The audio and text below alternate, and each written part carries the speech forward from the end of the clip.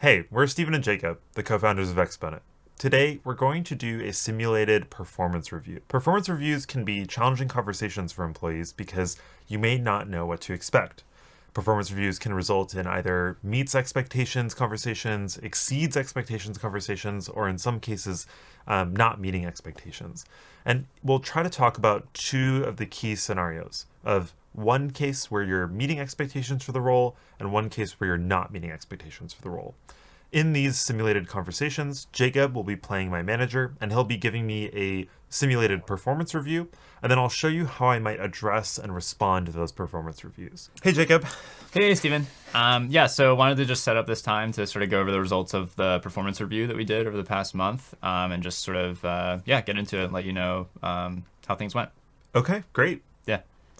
So first of all, so your overall rating was meets expectations. So this means that you're, performing your job really well. You're, doing your work up to the standards of the team. But there are a couple areas of improvement and things that we think you could be doing a little bit better over the next year, especially if you want to kind of get up to the next level keep moving up. Got it. I just to jump in, I'm really happy to hear that I'm meeting expectations, but there's also a part of me that would love to really get promoted and kind of level up in the organization, and so I'd love to kind of hear how I could do that. But yeah, please go ahead with your feedback. Yeah, totally. And yeah, to be clear, I mean, this is like a good rating. This means like, you're doing everything right. I think we've got just a couple of things to go through here, both on the positive side and on the constructive side and everything. So yeah, I'll just jump into it. On the positive side, quality of execution. So everyone, all your peers, everyone who sort of gave some reviews, agreed that you're like really executing the projects that are given to you at a really high level of quality. So people, really agreed that, when a project or task gets assigned to you, everyone sort of anticipates and knows that like, Steven's going to knock it out of the park and, take ownership and execute on that really well. Project X was a great example of this, that went really well. And everyone thought that, not only was it, sort of delivered on time, but the quality was there and you took a lot of ownership over seeing it from end to end. So I thought that was great. Thanks for sharing that. Yeah. Do you want to move on to the constructive side, or do you have any other thoughts or? Well, I was curious. I mean, I'm really curious to hear the constructive side too. But I know on Project Y, execution was a little slower overall, and I was curious if you thought that there was anything I could have done better to execute more effectively on that project, or I know it was like the cross-functional team that's kind of slowing us down in a lot of ways, but I also don't want to like blame that team. So I'm kind of curious how you think I should have handled that, or if there's any feedback you have with regards to execution on that aspect. Yeah, no, I mean that happens from time to time. Blockers emerge, and sometimes it's sort of out of your control. I thought you did a great job, despite all of that, dealing with the situation and communicating with the other team and keeping everyone up to date. So yeah, no, I think overall quality of execution was great. Great. Yeah. Okay. But yeah, moving on to sort of the constructive side. Yeah, one sort of pattern that came up was thinking about sort of the scope of impact that you're having. So even though you're having a really solid impact within kind of your own work, one of the things we sort of expect to see from more senior engineers is thinking about the collaboration outside of your project and ways to sort of level up other people on your team too. So for example, is like, with Project X, like you built a lot of tooling and did a lot of work within your project to sort of, make sure that worked out. But it would have been awesome, I think, if you had maybe shared some of the learnings or even sort of like built some of the tooling in a way that other people could reuse on the team and sort of helped share those learnings with everyone else so that they could, use the work you did as well.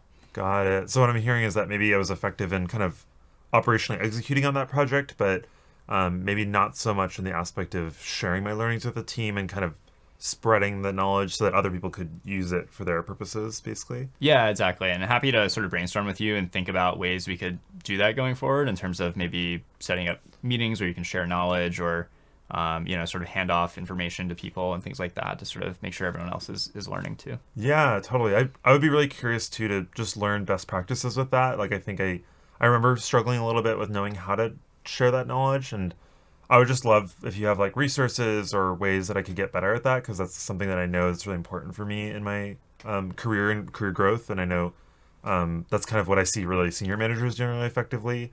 So yeah, I don't know if you have any tips now or later that you can share with me to help me get better at that. Yeah, no, I think it's definitely a good thing to think about, and we can make it sort of a recurring topic, and it's something I'm sort of encouraging around the whole team. And so yeah, I think we'll sort of maybe create some opportunities where everyone can sort of share what they're working on and make that happen.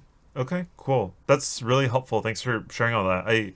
I know in the beginning of this conversation, you mentioned kind of like performance and all that kind of stuff, and I would love to maybe just have more regular conversations with you to make sure that I'm on track to kind of, yeah, continue to improve my performance. Performance is really important to me, and contributing to the company is really important to me. So, yeah, both like excited to hear that I'm meeting expectations, and also would love to find ways to perform even better too. Yeah. Yeah, awesome. Yeah, absolutely happy to have conversations whenever. We can talk about it more regularly in our one-on-one. But yeah, my hope is that, the feedback we do here is not like a surprise at any point, and we keep that kind of like open channel going. Okay, so yeah, like that was a really, I think a really smooth conversation in terms of how that went, and obviously it was a little scoped down. Like there'd probably be a little bit more to talk about if we were fully doing a performance review.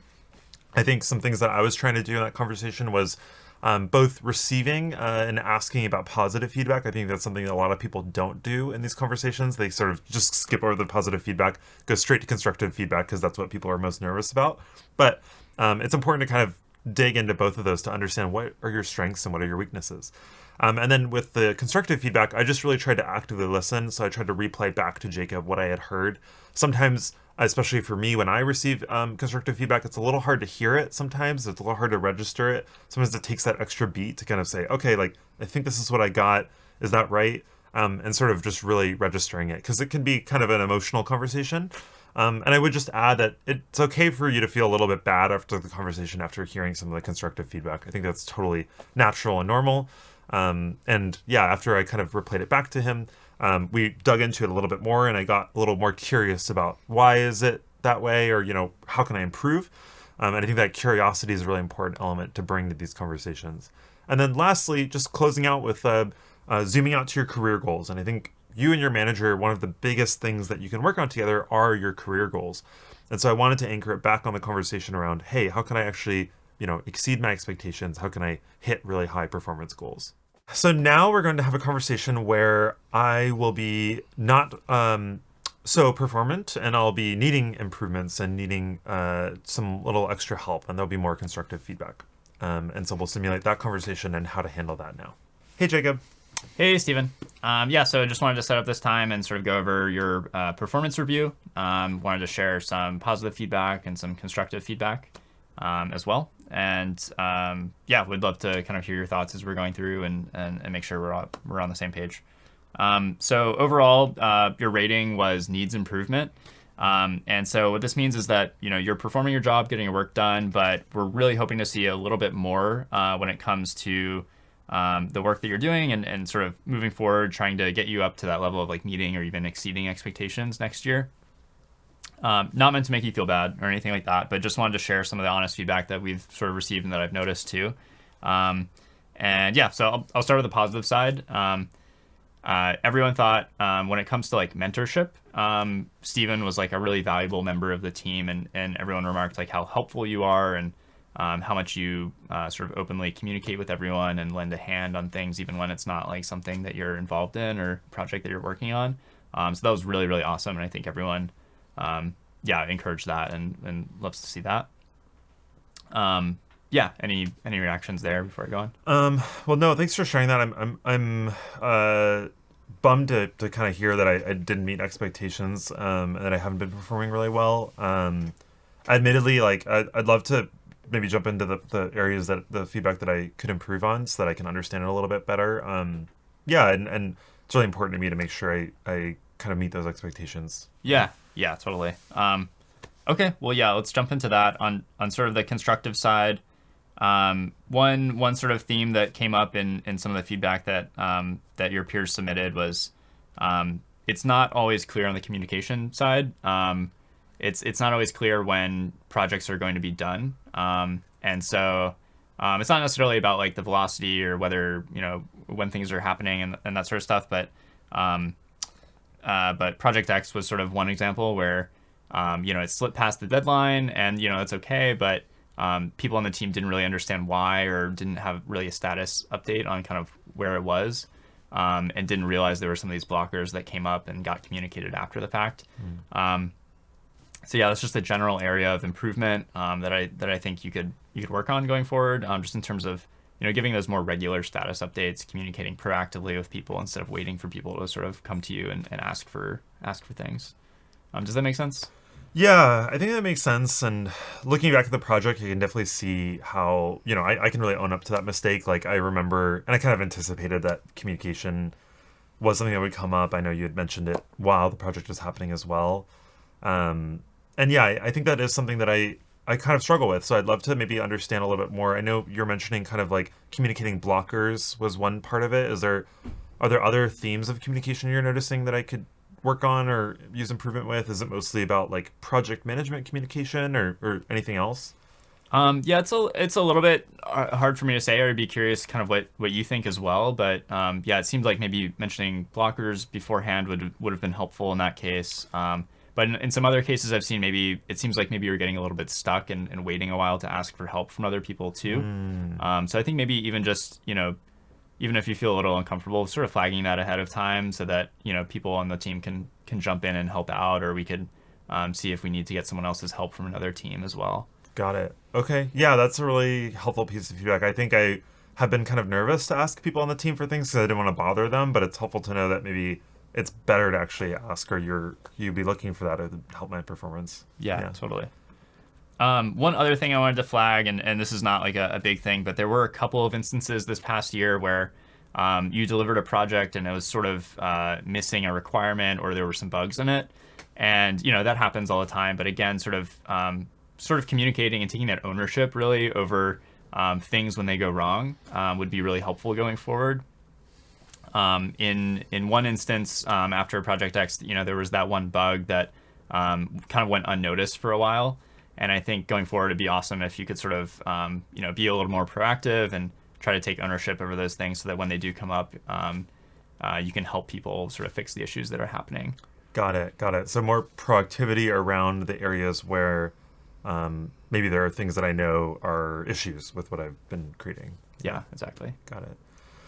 Okay, that makes a lot of sense. I would be really curious, again, to get like insights or feedback around how to do that more effectively. I think I particularly kind of struggle with doing that. Sometimes I don't know how the priority of things and the priority of bugs, and so I'd love your help, or maybe I could take ownership of the priority if that's helpful going forward. But yeah, that's really helpful feedback because that wasn't quite on my radar. Yeah, totally. And I think that's something we're working on as a team too, in terms of like how to prioritize and think about follow-up work and things like that. So yeah, definitely if you have any process ideas or improvements that we could work on, I think definitely open ears to that too, if we could help kind of improve that generally across the team with everyone else too. Okay. Well, yeah, I guess I'd love to maybe work with you. I think it's really important to me to make sure I'm performing and to meet expectations. Is there a way we could work on a plan together, or sort of like an approach where we could check in more frequently so that I can understand if I'm performing and if there's anything else that I can do to kind of make sure that I'm on track? Because I wouldn't want to be, not meeting expectations for a long time. Yeah, totally. Let's plan on this. Let's, in our next one-on-one, let's kind of come up with a plan to sort of address some of these things. I can help identify a few opportunities that I think you can really sort of demonstrate some of these skills. And then we can go from there. And I think we'll be back on track in no time. Okay, cool. Thanks for the help. Yeah. Cool. Well, yeah, like definitely a tougher conversation when you're not meeting expectations. I think even in my kind of role play scenario or environment, it was kind of challenging to even hear the positive feedback and to kind of like listen to it. And so it's also okay if you do want to kind of speed through that, or if maybe you can say it up front too, like, hey, I'm bummed to hear that, and things like that. I think, again, I try to really just be curious and actively listen in this conversation. I try to articulate some of the areas where maybe I was having trouble with doing the thing that was required of me. But really the key insight here is that this conversation is more about just receiving and taking in the feedback. And later on is the conversation where you'll make the plan to actually improve on it. And so then that's why I said to Jacob, hey, can we make a plan and all that kind of stuff. Depending on the circumstance, you may also want to ask about, if it jeopardizes your risk of employment in any way, or, if there needs to be a conversation around like, how much longer do I have to improve and things like that.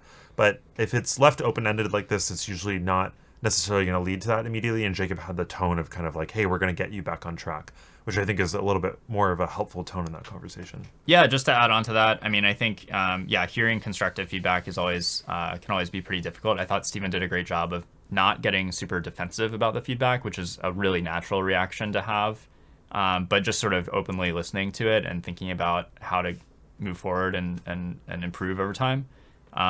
So yeah, I think that's definitely the right approach. Even if you don't necessarily agree with the feedback, there's probably some kernel of truth there, or you might find yourself hearing the same feedback repeatedly over a certain time. So you might have some blind spots. And even though it's not like a comfortable process to be receiving feedback from your manager, it's like it's kind of a helpful learning opportunity both ways. And I thought Stephen did a great job of sort of representing what that could look like. I think at the end of the day, it's okay if you get emotional, or it's okay if you feel bad about conversations like these. They are tough conversations.